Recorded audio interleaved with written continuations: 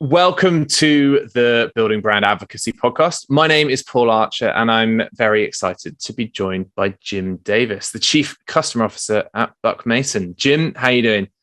I'm doing really well today. Thank you.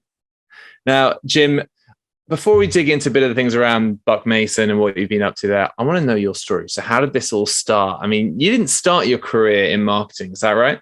That is correct. I like to call myself a failed mathematician. I originally went to school with the idea that I'd be a college professor, a mathematics professor. And after 3 years of working towards a PhD, I dropped out of grad school and tried on a few different hats, I would say. I taught for a while in a public high school in Florida. I worked in the financial industry for a little bit as a quantitative analyst, and then eventually landed my first marketing job at a cruise line down in Fort Lauderdale. Brilliant. And so, I mean, maths and marketing, they never used to be the same. Now they're very much aligned. How do you find your mathematics kind of skills play into being a marketeer?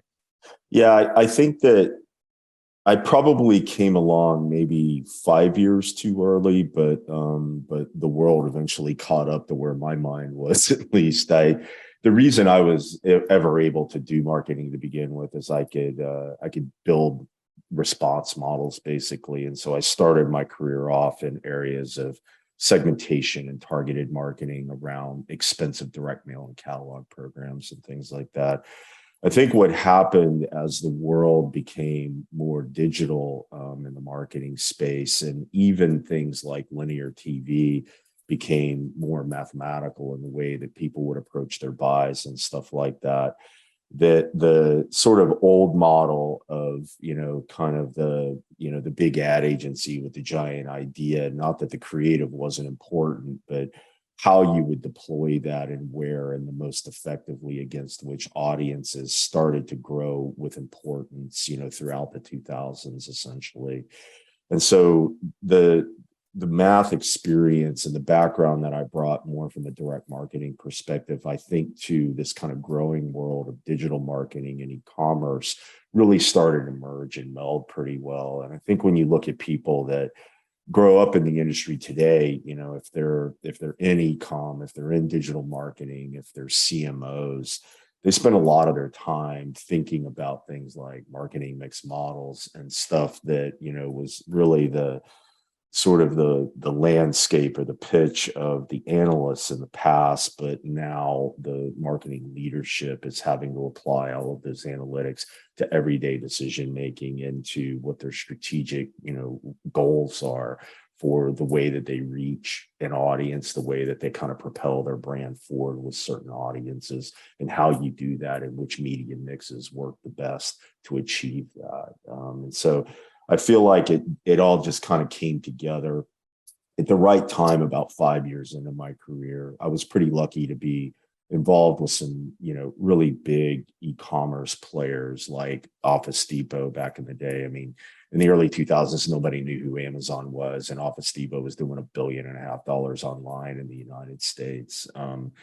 And we were right at that nexus of the switchover where people would stop calling call centers and start placing orders online, and the beginnings of things like paid search marketing and email marketing. But catalogs were still driving a lot of the traffic to the website and things like that. So that merger of these worlds and being able to be a part of that, and then carrying that forward to places like Dell later, I think really kind of helped shape the way that I approach all of this, and let me continue to be analytic and think analytically, but develop a much deeper appreciation for messaging and creative and the emotional side of marketing over the years as well. Now, do you find that, and maybe controversial, but there's an entire generation of grown up being able to pretty much track everything, right? Generation of marketers, that is, right? Who've never known anything else. Do you think that you're coming from a mathematics background rather than a creative background into this, which sets you in good stead? Do you think that there is something that modern younger marketers are missing in terms of that. They have to earn their stripes to be able to infer types of things, and it affects the way that they're marketing? Or actually, is this just an incredible platform for them to then do and bolster the creativity on the ability to measure everything? It's kind of interesting because I think part of what happened as, the rise of digital sort of gave us this feeling that we were able to track everything. But when you really dug into it deeply, you started to realize that maybe you weren't tracking as much as you thought you were, that there was a lot of overstatement of the influence of certain actions because they were more trackable than other things. And so I never let go of always kind of looking at both sides of the equation. You use broader types of analytics like time series analysis and things like that to look at media that isn't super trackable, like TV or radio and things like that, print, coupled with, bottoms up, deeper attribution analysis around the things that you can track. And the answer is always kind of living in the middle. I think a lot of people that I've come across that are, 15, 20 years younger than me really only learned the trackable side of that. It never really developed an appreciation for how other types of media might be able to move people's mindset, how it was influencing their decision making around things, and how early or when in the process that might be occurring, especially with new product launches or new brand launches and things that really required that you're going to have to hit people multiple times in multiple different ways to get them to really pay attention, to build any kind of awareness and recall and things like that. And that piece of it, I think, was missing from a lot of people. I think that one of the things that started to change that, though, is that as certain things like streaming media, whether it's, kind of video content or audio content, and the deeper trackability and targeting that was available around that became available. I think that a lot of folks that were really tied into paid social and paid search and Google shopping and a lot of these, kind of more seemingly highly trackable channels started to learn a little bit more about the nuances of some of these other kinds of media that were trackable, but maybe not quite as trackable as some of the things that they were used to spending money in. And then that eventually sort of grew into a resurgence of things like catalog marketing and stuff like that. It's crazy to me. I'm the guy who convinced the CEO at Urban Outfitters to stop mailing catalogs because we were spending so much money on that and a brand in 2013 that was selling to 19-year-olds that we weren't spending any money hardly on digital marketing and targeting in the social space and building out our social media presences. And so we started diverting the budget that was being allocated to catalog, which is, a fairly expensive channel even back then, to building out a digital presence for the Urban Outfitters brand. And it worked. And it was, a great way to build relationships with college students at a time when they were all shifting their attention to places like Facebook and Instagram and Twitter and stuff like that. But along the way, the sort of, I think, just sort of crush of all of this digital exposure and digital experience started to create a new world where even 20-year-olds were interested in analog media again. And so I think, and roll the clock forward 10 years and here I am. And I've got a growing catalog program at a brand that is, kind of targeting millennials, essentially, not really Gen Z at this point. And it's probably one of the most profitable marketing channels that we have. And it's a great way to reach people that we're not reaching through other digital media. And I've got lots of analytics that are demonstrating that that's the case. So yeah, I think to return to your question, I don't know that they're necessarily missing it or there's any stripes that they need to earn along the way. I think just being open to the reality that just because someone clicked on something and you notice that somewhere near a purchase happening, whether that was digitally or physically in a store, doesn't mean that that was the only thing on their journey. And it also doesn't mean that if you've got some attribution engine deployed, that other offline media or other kind of untracked, unclickable media wasn't somehow influencing that journey if you had it in the marketplace. And frankly, in today's world, probably one of the most powerful things is both customer advocacy and to some degree through influencer marketing, sort of that paid advocacy that you can buy through influencers and things like that.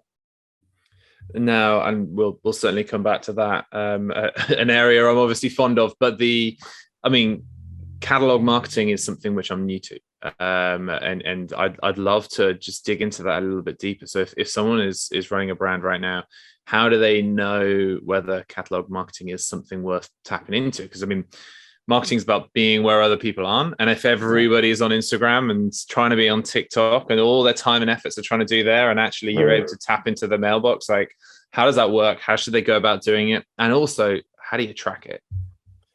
Yeah, I think that if you have no experience with it, you need to work with a partner of some kind, whether that's an agency, and there are still some in the world that focus specifically on catalog, both the development of the creative itself, which is an art and a science unto itself, and how you go after both marketing to your existing customer file, but also how you find prospects in this world. Back in the day, you used to be able to rent other businesses' lists. People would actually sell their customer files to other people to let you mail them, essentially, and you would all send them to this third party, and there'd be this anonymous merge purge. You would never get any of the names back unless those people bought from your mailings and different things like that. And what that kind of started to turn into these things called cooperative databases, where you can rent names out of that, but there's lots of businesses kind of putting them in there. And there's, in the US and the States, there's a handful of those kinds of co-ops left. And that tends to be sort of like your primary opportunity for prospecting with catalogs or finding new customers with catalogs that aren't shopping with you already. I think that you've got to have a good partner, whether it's an independent consultant or an agency, if you have no one internally that has any experience with this, because it's very different than other types of marketing. I think a lot of people approach it from a segmentation perspective, like they would email, and they'll end up wasting a bunch of money if they do that, because it is a very expensive channel. And then I think from a tracking perspective, what you're really doing is this really old method of, you had a mail file that had a bunch of addresses on it, and you have a direct-to-consumer business, presumably. So you've got addresses on people you delivered goods to. So now you take the addresses of people that bought during the time frame that the catalog was out there, and you have this vendor match them up with all the people that you mailed, and you see who bought and see who didn't. When you want to understand whether or not that vehicle, those catalogs, are impacting your existing customers, because they're probably being exposed to a lot of other marketing from you, email, SMS, other things that are happening in your ecosystem, you want to hold out control groups and measure the lift between the people that are getting mailed and not, and do that over continuous periods of time. You can't just sort of do it one mailing at a time. You may want to hold controls out for a whole season to see what the impact on your existing customer was with different recencies and things like that over longer periods of time. On the prospect side, it's harder to do those kind of controls versus things like, your other paid digital tactics. So generally just sort of look at what your cost to acquire is, and is it getting you in the realm of what your profitability thresholds are, based off of that matchback analysis of what you spent mailing those people and renting those names, essentially.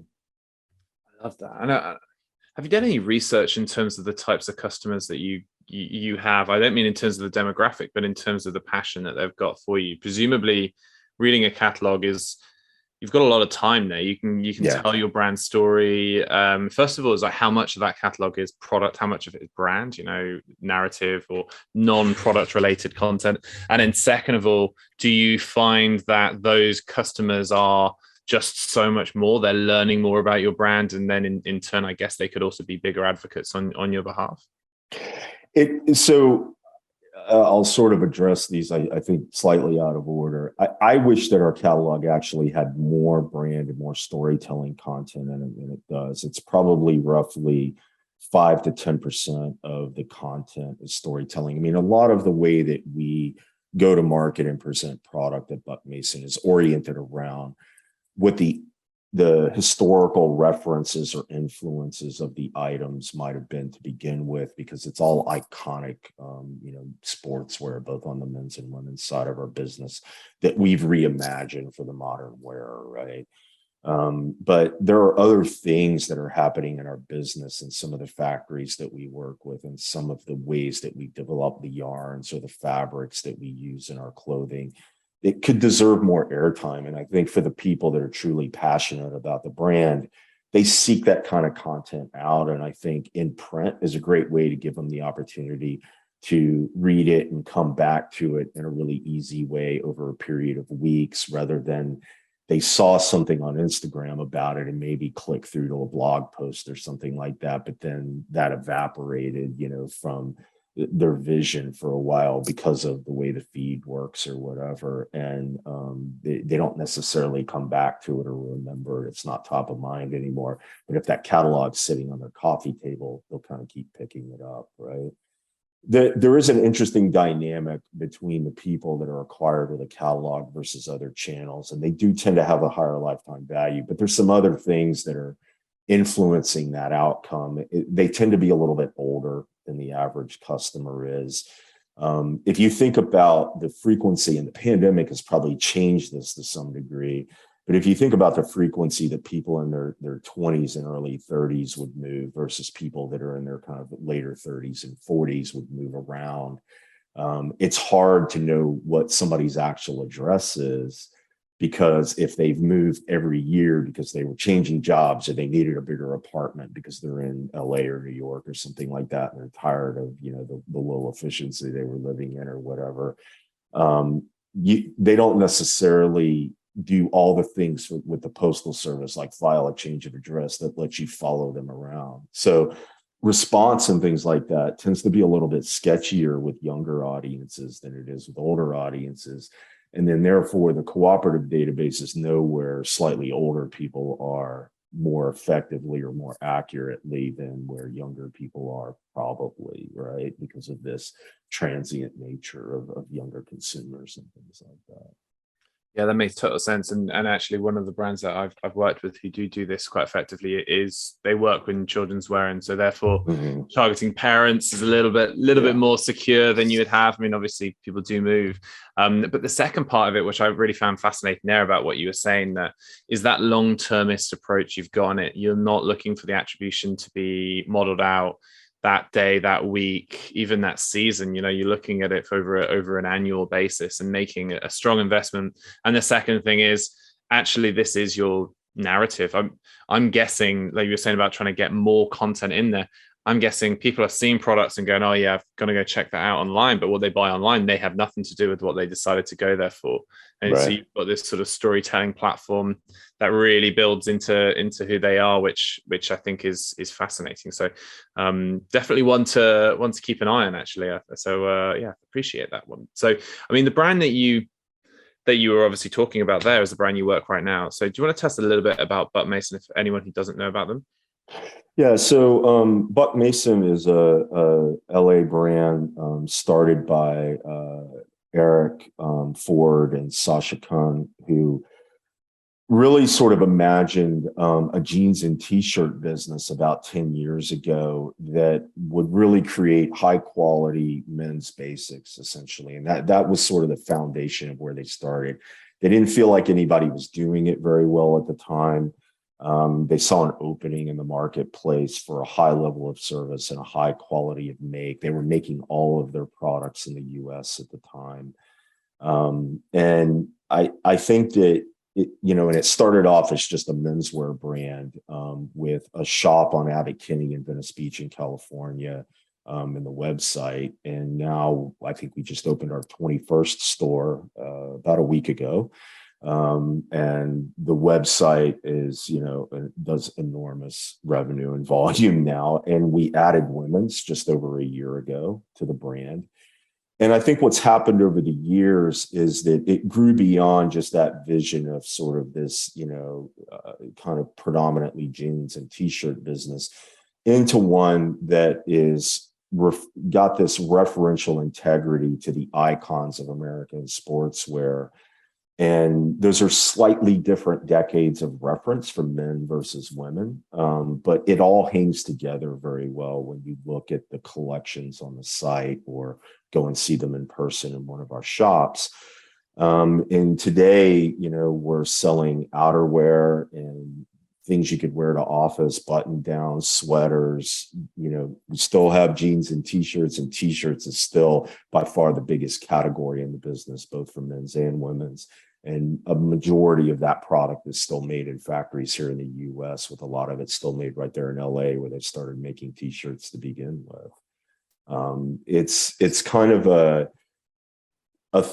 California-oriented brand, and when you walk into one of the stores, I think you get the best feel for what Buck Mason is, because you immediately get this mid-century modern vibe with a very tight, curated music playlist that is giving you that sense of Americana that everything that we do is tied to and sort of referential against.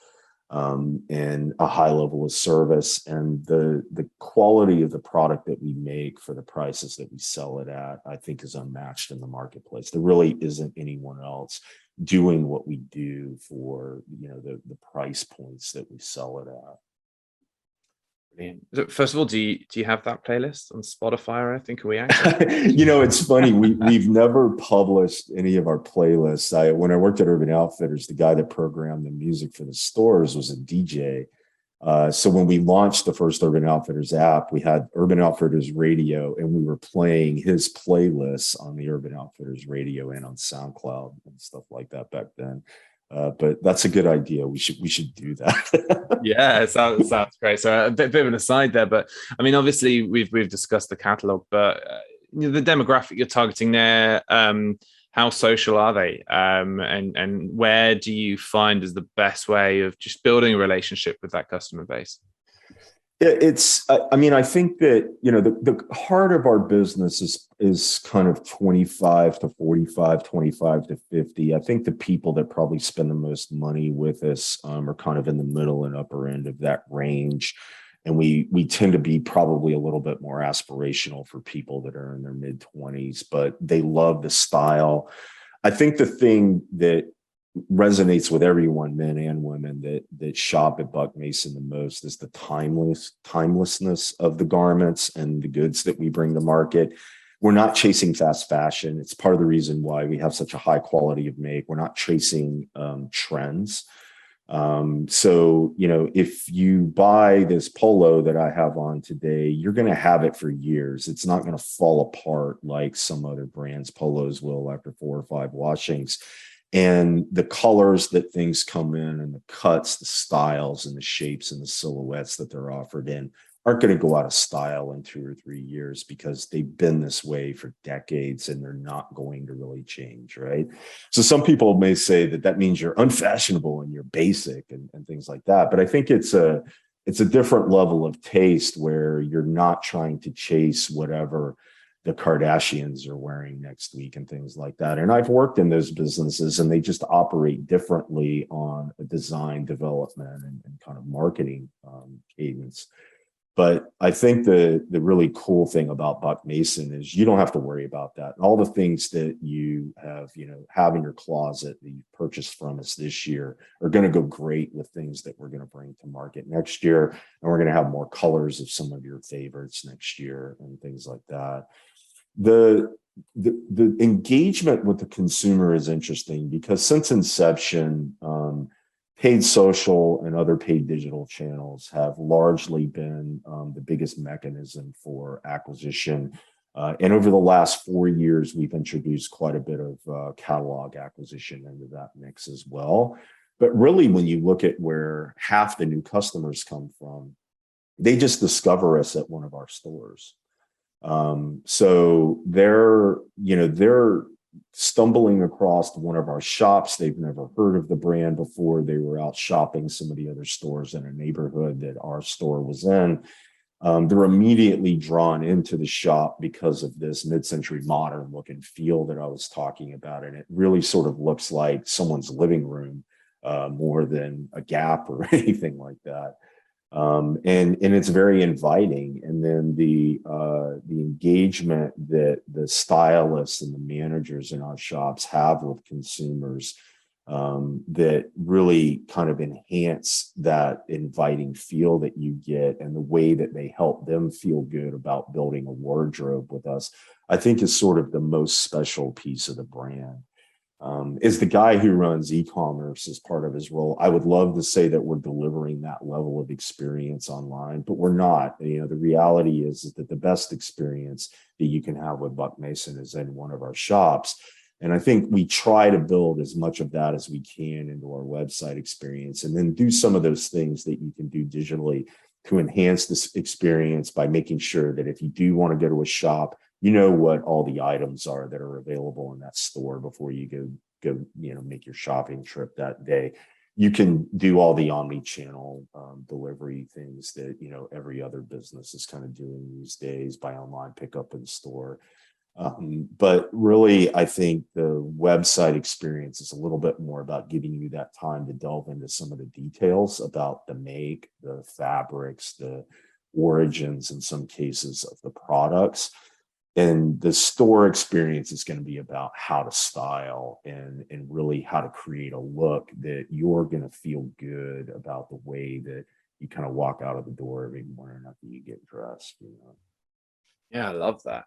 But how have you managed to get that authenticity online, though, in terms of, there's a few different things you've got your social channels. I'm always fascinated in the way that brands use their own customers and their style, and how much a part of the storytelling does user generated content, advocacy, social commerce, things like that play into that. How have you managed to kind of replicate that magic when you walk into the store? Because I've actually not been into one of the stores, but I was on the Instagram, and I saw the store just opened in Austin, and there's like a car in the middle of it, right? Which I'm guessing was mid-century modern. The style was just like, yeah, absolutely on point. That's really cool. But how do I experience that when I land on a product display page? I mean, do you have videos, content, sneak peeks? I'm always fascinated to get into this. Yeah, it's so from a creative perspective, we're highly curated. So you're not going to find a lot of user generated content in our environment. We want to be very careful about the way that we position what we do, both visually, the tone of voice that we use when we describe things, and the way that we curate the images and the video content that you have access to. So we do a little bit of product video just so that you can understand how things drape, flow, and fit, more than trying to create a brand experience, to be honest with you. I think that the idea on the website is really about letting you see the breadth and depth of the offering, and let you kind of get into some of those details. We add things on our PDPs that are essentially lay flat photography with hand-drawn call-outs about what all the features are that you should know about a product, and the care that we might have put into stitching the shoulder seams, or the fact that when you watch what all of the designers do when they're picking out buttons for any shirt, you would think that they were picking out, who's going to end up being their best friend for the rest of their life, and they only got to make the choice once. Just an amazing level of thought that goes into everything. So we want to make sure we're carrying that forward in our descriptions. It probably could be a little technical for some people, to be honest with you, but it is the nature of the way that we operate, and it's the nature of the way that our design process works. So I think that's what we're trying to communicate to people. I think from a social media perspective, an organic social media perspective, we really do just want people to get the vibe of what was inspiring to us around Buck Mason. Some of it are some of the concepts that inspired the season. And so some of the photography is oriented around that, and some of the video content's oriented around that. Some of it is, for people that don't live in a market where we have stores, we want to make sure that we're sharing, what the stores look like and what that vibe is. So on Instagram stories, when we have events at the stores, we make sure we're posting from those and things like that, so that people can kind of understand what that part of the brand is about, even if they don't get to experience it personally. And I think we're trying to figure out how to bring more of that to the website experience and make it a little bit more immersive and engaging from that perspective without being campy. Like, we don't want to do one of those weird AR, like you're shopping through the store and in some kind of, modeled 3D reality sort of thing. That is so outside of the authenticity with which we present ourselves that, that's definitely not the route. And so I think we're continuing to try to figure out what those elements are that can make that online experience as immersive as the store experience. And where do you think the future lies? You've managed to retain is fantastic and timeless.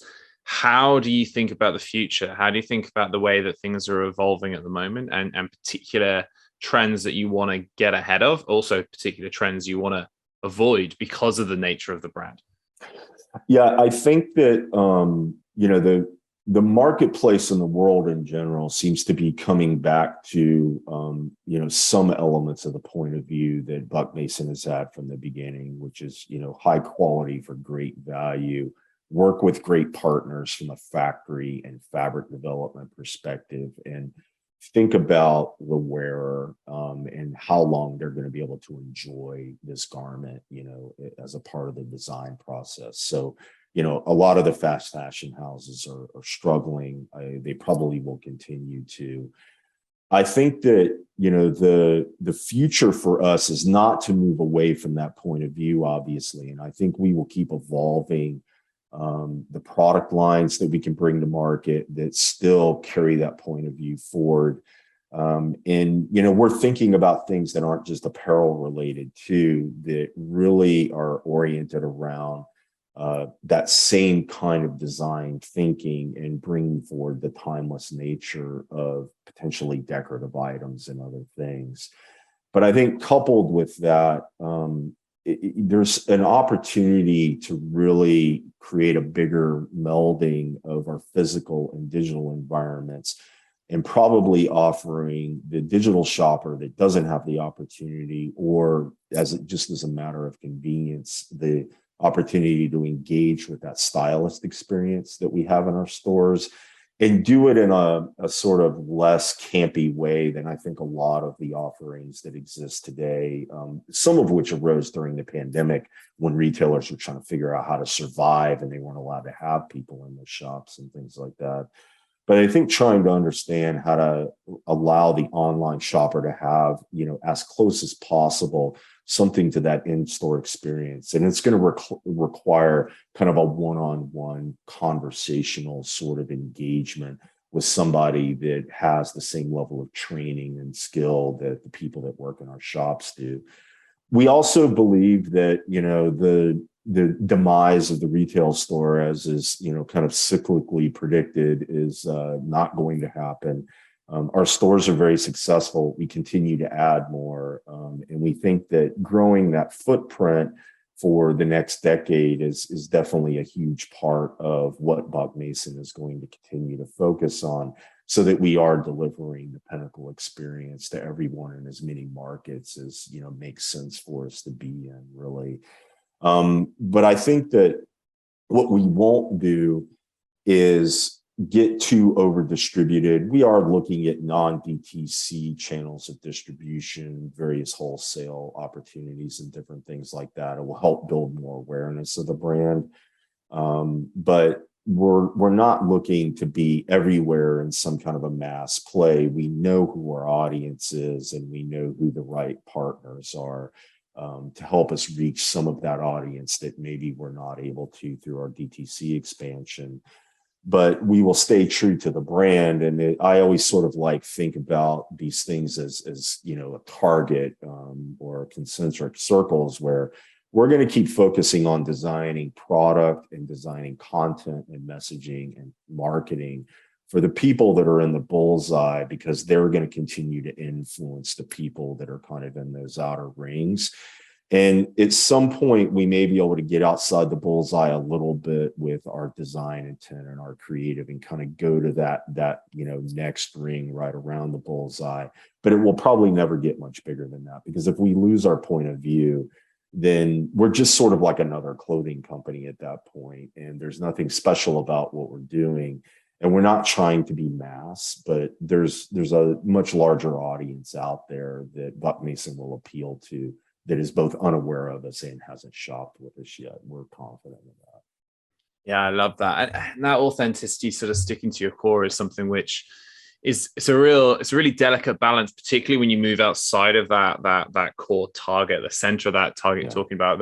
The one that I always think of is the outdoor brands who, the imagery is you're on the top of the mountain, you're climbing like Everest in this top, but the vast majority of those jackets are actually sold to people to put over their suit when they get on the tube or the subway and they go to the office, right? But it's still, and if they started to shift and start to make, the gilet particularly suitable for going over a suit, they'd lose that authenticity entirely. And so having that right balance, being able to speak to the fact that your actual customer may not be the one that you've built it for originally, but yet still building for a very clear vision is something which I think some brands do very well, and some brands don't. And so actually that sort of like vision that you've got of like keeping it in there as a bullseye, I think is a really good framework for anyone to take on board.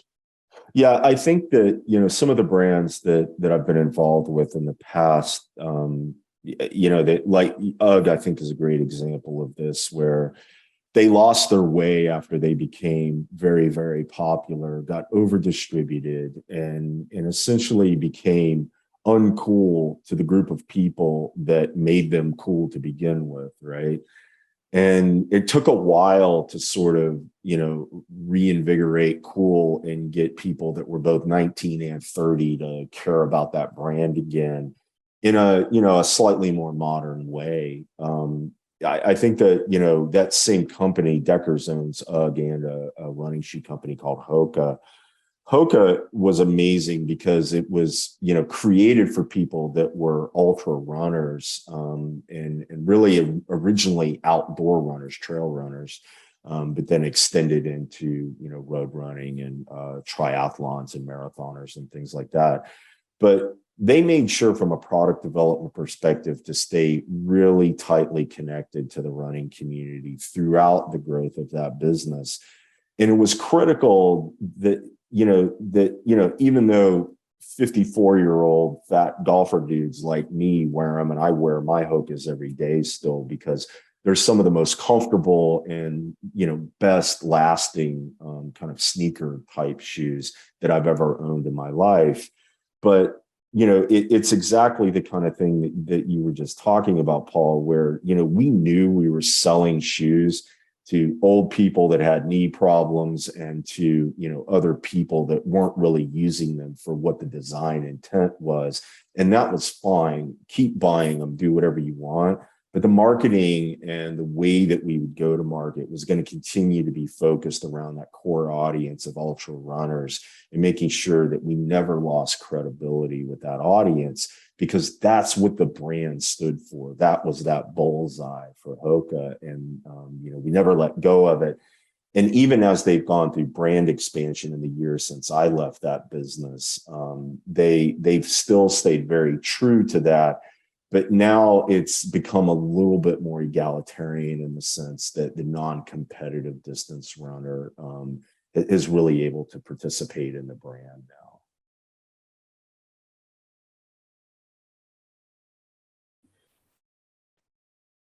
Well, I hope we caught that. My Wi-Fi dropped out there because no, yeah, when it was there, which is don't know, went completely crazy. But you also getting into a really good story there about the whole. I was like, no.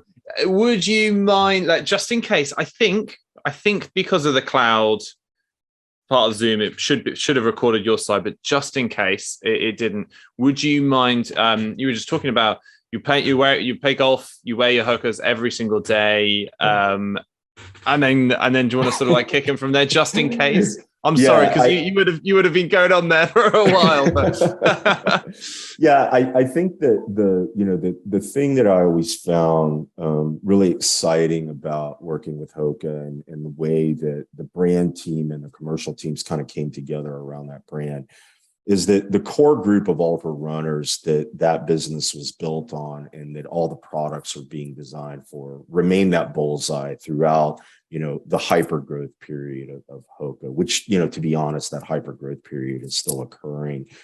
And they never lost their way, even though there were, old fat golfers like me wearing the shoes and people with knee problems that were probably in their 60s and 70s buying them because of just the benefits for being able to get around more easily and kind of have more of an active lifestyle and things like that this footwear enabled for them.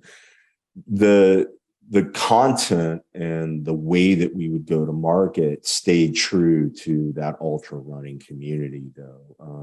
All the way up through the last year I was there, we became a major sponsor of the Ironman Triathlon Series, because that was the DNA of the business and the DNA of the brand. And it was really important to never lose that credibility with that audience.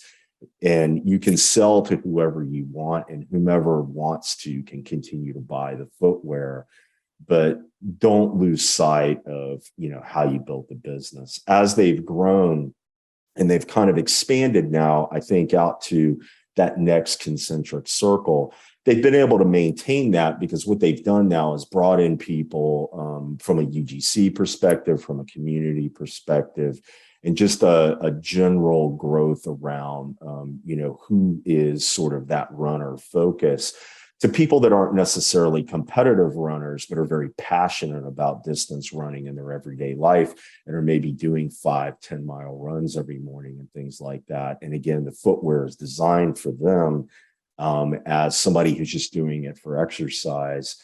And I think that it was a brilliant move in the way that they kind of expanded that circle over the last couple of years, but have never really lost any credibility, both in the product that they're bringing to market with those serious competitive ultra runners, and never really lost credibility with any of the influence and tastemakers in that space either.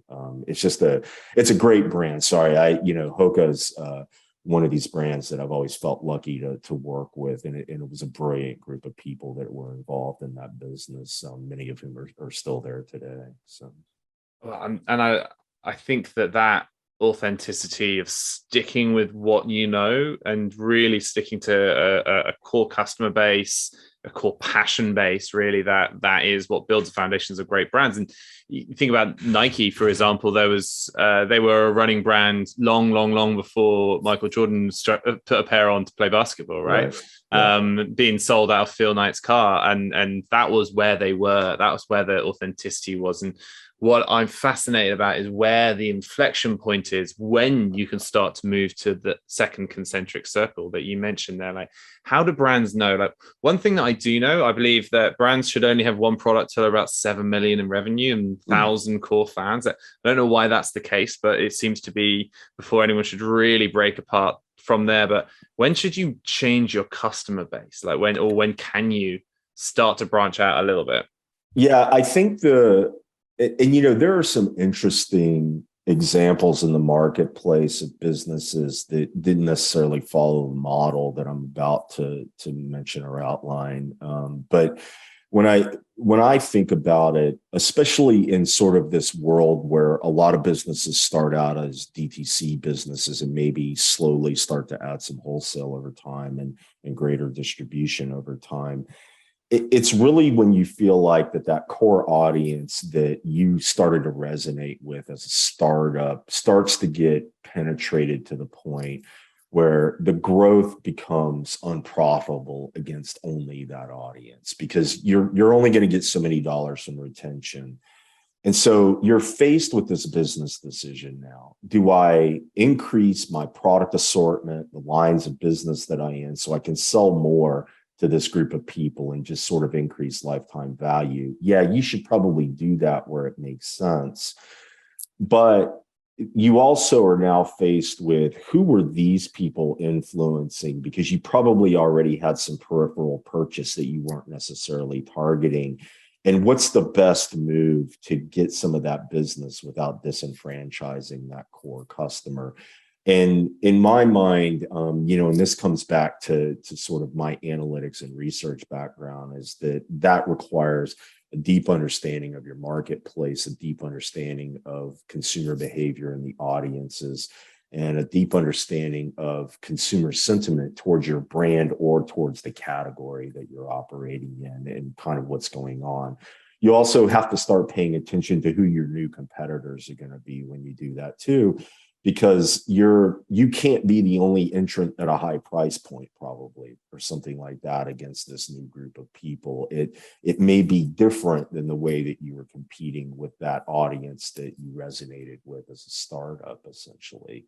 I think, the brand that I find fascinating right now in the marketplace that, it started as DTC and I think has a little bit of wholesale distribution, but added a category, in my mind, kind of out of nowhere. But when you think about it in retrospect, makes complete sense, is this Southern California business called Jenny Kane, which started off as a women's wear business with a very kind of subtle California design aesthetic that is very appealing to a lot of people.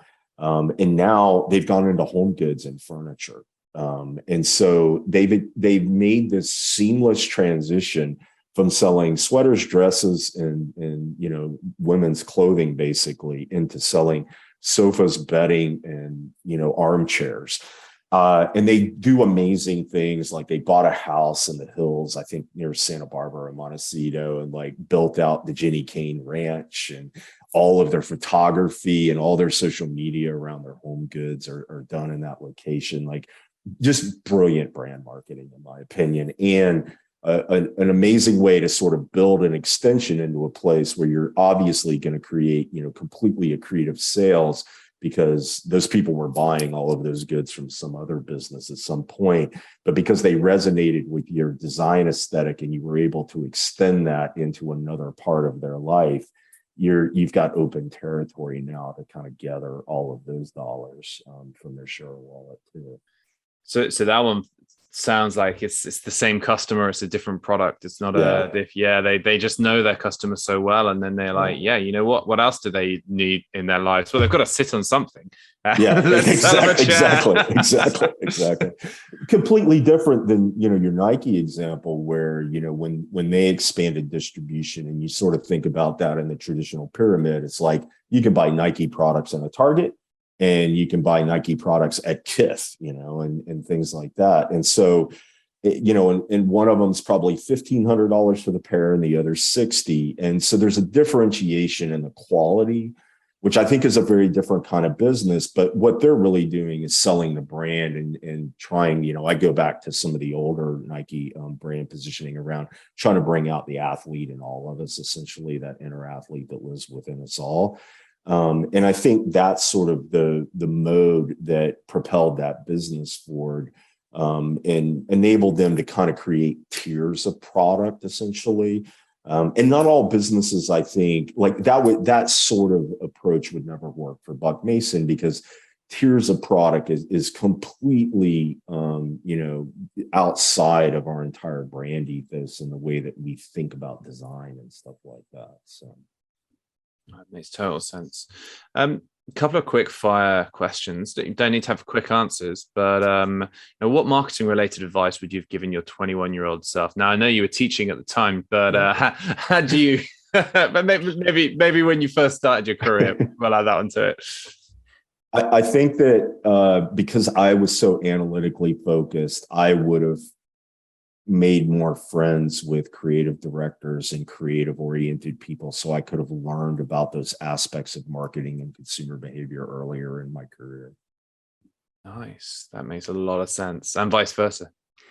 I think for the creatives, I hope some of them wish they had met Jim earlier in their life. I don't know. They're wishing that they had. Okay, then. So what counterintuitives have you seen along the way? I mean, what did you think intuitively would go one way, but actually turned out to be completely different? Yeah, I think that, I've got a great example from UGG. We had all this market research that showed us that people's view of UGG is that it brought comfort to their lives, that it was something that was almost like a good home cooked meal. And it reminded them of their youth in some cases in a comforting way, not in a disturbing or distracting way. And I think that that led a lot of us at the time to believe that the right way to reposition UGG was not necessarily as a fashion item, but as something that would, bring comfort to your life and really was going to be that one thing in your closet that you could always depend on. And the reality of it was when we started going in that direction, the growth trajectory that we took the brand to versus what happened when, we had some infusion of new leadership and other people came into the business with a vision around trying to modernize its fashion positioning and really appeal to some people that we did have some research showed were interested in the brand, but it was very kind of niche and pocket interest that existed just in a few places around the world. That other trajectory, that very fashion-oriented trajectory that was not where the consensus opinion of people aware of UGG's head were around the brand, actually ended up being the thing to catapult it to that next, stair-step function growth that it experienced over the last 4 or 5 years. The other direction, which made complete sense if you just listened to people that were buying it, probably would have left the brand with maybe, a third of the growth that it's experienced over the last 5 years at best, if I had to guess. And so, I think that those kinds of observations or the willingness of leaders to take gambles and big bets on opportunities that they see in the marketplace are often the things that you can't derive from any kind of model or mathematical equation, right? It's the idea that we all carry around smartphones now. If an engineer had been responsible for the product development at Apple versus people like Steve Jobs and other people, we might have the most amazing rotary dial phone you've ever seen in your life instead of an iPhone, right? And so, and I think that that kind of leadership exists in every business, and that sort of vision about what a brand can be versus what everyone thinks it is a really important unlock. But there has to be some connectivity to what it is now, typically, for that to work too. That's fantastic. And then finally, so who in the world of brand building would you like to take to lunch? So I don't know how many people know her, but Julia Golden at Lego. She's the CMO and Chief Commercial Officer at Lego. I think what she's done there for the last 8-10 years, I can't remember exactly how long she's been there now, take a 90-year-old business that we probably all grew up with to some degree or another and love to some degree or another, and maybe as parents when you step on them in the middle of the night hate. But I think that the repositioning of Lego as a very kind of purpose-driven brand, but never losing sight of that core company culture aspect of, they're going to deliver fun. It's all about fun when you work there. I think you've got 45-year-olds putting Lego Death Stars together and 5-year-olds putting just whatever they can imagine together with Legos. And what other business and brand has that kind of appeal multi-generationally for 90 years? It's just an amazing thing. And to continue that in the modern age, in the digital age, and in this sort of, crazy omni-channel world that we live in, and find your way through that and not have the brand lose its meaning to all of the people that have a very warm place in their heart from their childhood about it, and really reconnect with it as an adult as a result of what she's done. I think it's just incredible. Yeah, I completely agree. Although I kind of feel like some of the more modern ones with Harry Potter or Star Wars, they are so well designed. You can't just go crazy and build like that sort of like Loch Ness monster submarine plane spaceship in the same way. There are too many instructions. Yeah, I won't disagree that there were times. So my daughter's 27 years old now, but when she was a kid, that I lamented about the fact that I used to mix my Legos, my Lincoln Logs, and actually some blocks that my carpenter grandfather made for me with my little plastic army soldiers, and built all kinds of weird castles and things like that. So. It's the way to go. It's the way to go. Look, Jim Davis, that was absolutely fantastic. Where can people find out more about you, about Buck Mason? Yeah, I mean, definitely check out, our Instagram at Buck Mason on Instagram. Check us out. Check out our website, buckmason.com. And if you're in a city where we have a store, check out the stores page. Figure out, we're opening up new shops all the time. We just opened up in Houston and Dallas over the last several weeks. And we've got stores in many other cities across the country and more to come. And then for me, best place to always find me is on LinkedIn. I think I'm just / Jim Davis on, I don't know how I got lucky enough to get that so early on LinkedIn, but I think I'm pretty recognizable there. Oh, brilliant. Well, that sounds great. And next time I'm in the States in a month or so, I'm definitely going to be checking out one of those stores. Thanks a lot, and hope to see you soon. Thanks, Paul. It was great.